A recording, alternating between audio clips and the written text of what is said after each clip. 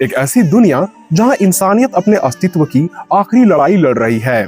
लेकिन शायद इस लड़ाई का परिणाम तो पहले से ही लिखा जा चुका है, क्योंकि इंसानों के सभ्यता के लिए खतरा ये विशालकाय दीवारें नहीं, बल्कि वो दैत्याकार टाइटन्स है जो इंसानों को चीरने और निगलने के लिए हमेशा तैयार रहते हैं। और इन टाइटन्स के विरुद्ध इंसान के हर प्रयास विफल ही रहते हैं। यहाँ तक कि वीडियो में जिक्र होने वाले सबसे कमजोर टाइटन की बात कर ले तो उसके शक्तियों के आगे भी इंसान झुक जाएंगे। यहाँ तक कि ये कमजोर टाइटन भी एक साथ कई इंसानों को कुचल कर रख देगा। ऐसे में वो टाइटन जो इस लिस्ट के सबसे पहले पायदान में अपनी जगह बनाता है, उसकी पावर्स के बारे में सुनकर आप चौंक ही जाओगे, क्योंकि इस टाइटन में इतनी क्षमता पाई जाती है कि ये इंसानों की सभ्यता का समूल नाश पल भर में कर सकता है।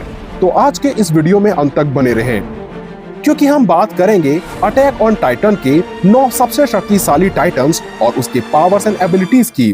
लेकिन उससे पहले वीडियो को लाइक करना बिल्कुल ना भूलें। इन सभी टाइटन्स का जिक्र करने से पहले बात करें मदर ऑफ ऑल टाइटन की, तो वो यमिर थी और उसके अंत के पश्चात ही उसकी ताकतों से 9 अलग अलग टाइटन्स का आरंभ हुआ। उन्हीं में से नंबर 9 पर है cart Titan.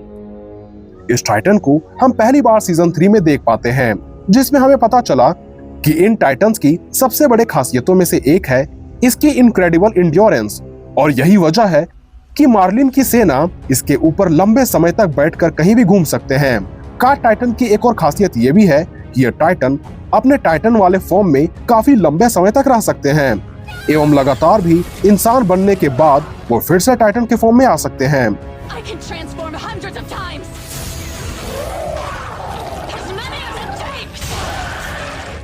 Cart Titan speed के मामले में जो टाइटन के बाद दूसरा सबसे फास्ट टाइटन है।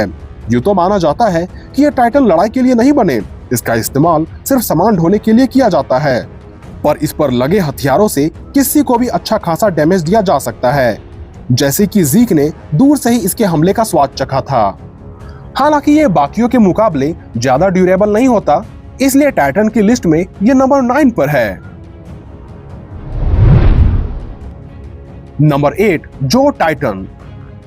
जो टाइटन को पहली बार सीजन 2 के लास्ट एपिसोड में दिखाया जाता है, जब यमिर सबको बचाने के लिए जो टाइटन में ट्रांसफॉर्म हो जाती है।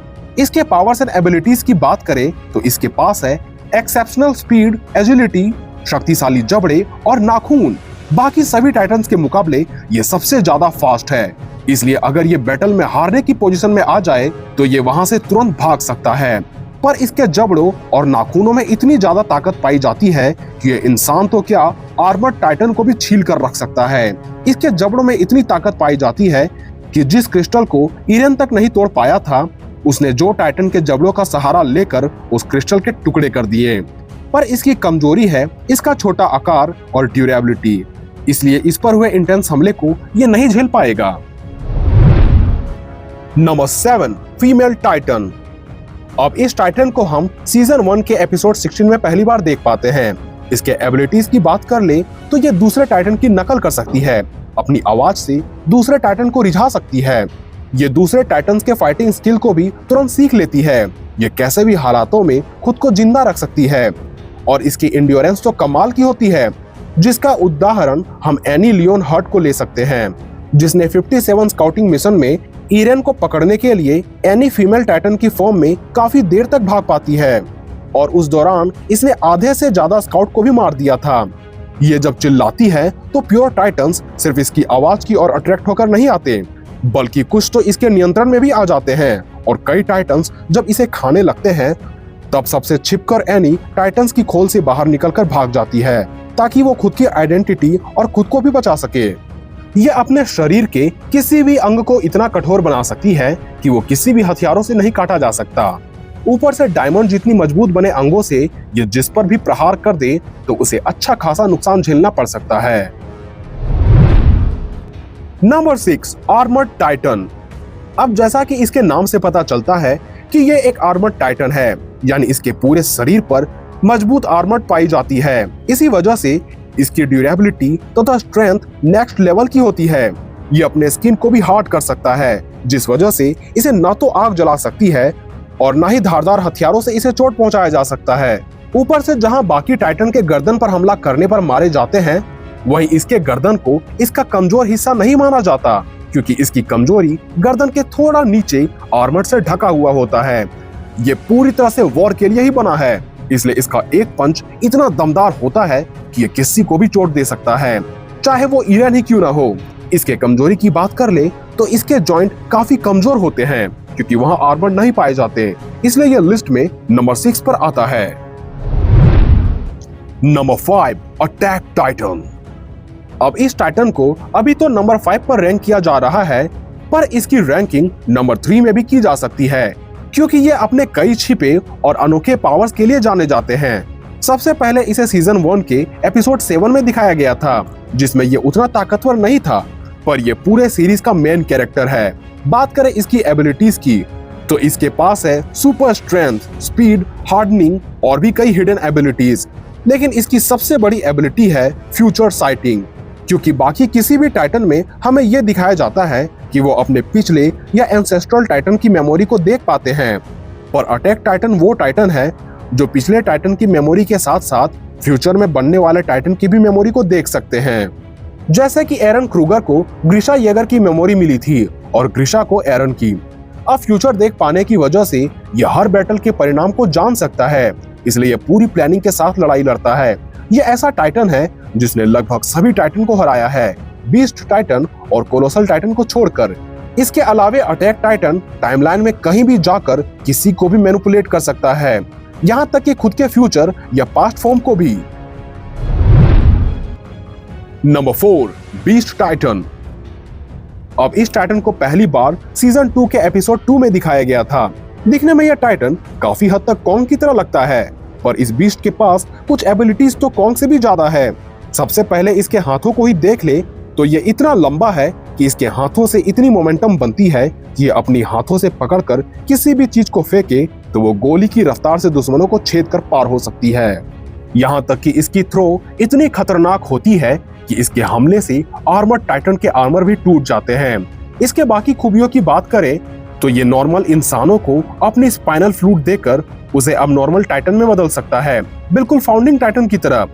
ये जिस भी इंसान को टाइटन में बदल दे उसे ये अपनी चीख से कंट्रोल कर सकता है। इस एप लाइक बीस्ट की ताकत यानी फिजिकल स्ट्रेंथ भी कमाल की होती है। यह भी खुद को हार्डन कर सकता है, इसलिए इस बीस्ट को भी सबसे स्ट्रॉन्गेस्ट टाइटन में से एक माना जाता है। Number 3, Warhammer Titan. अब ये ऐसा टाइटन है जो अपने कई यूनिक एबिलिटीज के लिए जाना जाता है, जिनमें शामिल है हार्डनिंग एंड वेपन क्रिएशन, जिसमें वॉरहेमर टाइटन अपने मजबूत फ्लैश से कैसे भी स्ट्रक्चर खास करके हथियार बना सकता है, चाहे वो सख्त मांसपेशियों का बना कांटे हो या क्रॉसबो। सीजन 4 में एरन वर्सेस लारा के बीच हुई फाइट में हम देख पाते हैं कि किस तरह लारा ने वॉरहेमर टाइटन की मदद से एरन के टाइटन को काफी आसानी से हरा दिया था, और एरन भी यहाँ वॉरहेमर टाइटन के नुकीले स्पाइक्स की मदद से लाइनर और गालियार्ड को अकेले हैंडल कर पाया था। वॉरहेमर टाइटन की नेक्स्ट एबिलिटी है रिमोट ऑपरेशन। इसी कारण से इसे मार पाना काफी मुश्किल हो जाता है, क्योंकि बाकी टाइटन्स की तरह इस टाइटन का ऑपरेटर इस ढांचे में न होकर कहीं दूर खड़ा होता है, पर इस टाइटन से ये एक फ्लैश केबल से जुड़े होते हैं। Number 2, colossal Titan. God of destruction के नाम से भी मशहूर यह टाइटन पूरे अटैक ऑन टाइटन का दूसरा सबसे विशाल और ताकतवर टाइटन है। साथ ही इसकी एबिलिटीज भी कमाल की होती है। इसके पास एक्सप्लोसिव ट्रांसफॉर्मेशन की एबिलिटी है, जिसमें यह जब टाइटन की फॉर्म में तब्दील होता है तब आसपास के एरिया में इतना भयानक धमाका होता है कि उस क्षेत्र के चीथड़े उड़ जाते हैं। साथ ही यह आकार में इतना बड़ा है कि सामने खड़ा अटैक टाइटन उसके पैरों तक भी नहीं पहुंच पा रहा था, और अपनी पूरी जान लगाकर वो कोलोसल टाइटन को रोकना चाह रहा था, पर कोलोसल टाइटन की एक किक ने उसे दीवार पर उछाल फेंका। इसकी अगली एबिलिटी है स्टीम एमिशन, जिसमें ये अपने शरीर से काफी तेज स्टीम छोड़ सकता है, और ये स्टीम इतनी गर्म होती है कि इसके संपर्क में आते ही कोई भी तुरंत झुलस जाएगा, पर अत्यधिक स्टीम निकलने पर यह पतला हो जाता है और उस वक्त ये काफी कमजोर बन जाता है।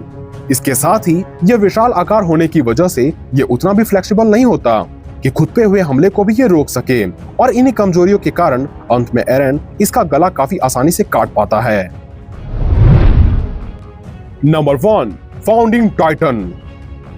अब पूरे अटैक ऑन टाइटन सीरीज में अगर देखा जाए तो इस जितना ताकतवर और विशाल कोई दूसरा टाइटन नहीं हो सकता। इसकी एबिलिटीज भी ऐसी है जिन्हें मैच कर पाना किसी भी टाइटन की बस की नहीं होती, चाहे वो टाइटन कोई भी हो। ये टाइटन क्रिएशन एंड कंट्रोल कर सकता है, यानी ये दूसरे टाइटन को बना सकता है एवं उसे कंट्रोल भी कर सकता है। साथ ही ये सभी प्योर टाइटन को अपने एक इशारों पर नचा सकता है। ये ymir के पावर से जुड़े टाइटन्स के डीएनए तथा मेमोरी को भी मैनिपुलेट कर सकता है। टेलीपैथी के जरिए किसी से भी बात कर सकता है, नए टाइटन्स को समन कर सकता है और इसके पास कई ऐसी एबिलिटीज है जिसका कोई मुकाबला नहीं। तो ये थे अटैक ऑन टाइटन सीरीज के 9 सबसे ताकतवर टाइटन। तो आज के लिए बस इतना ही। ऐसे वीडियोस देखने के लिए हमारे चैनल से जुड़े रहें।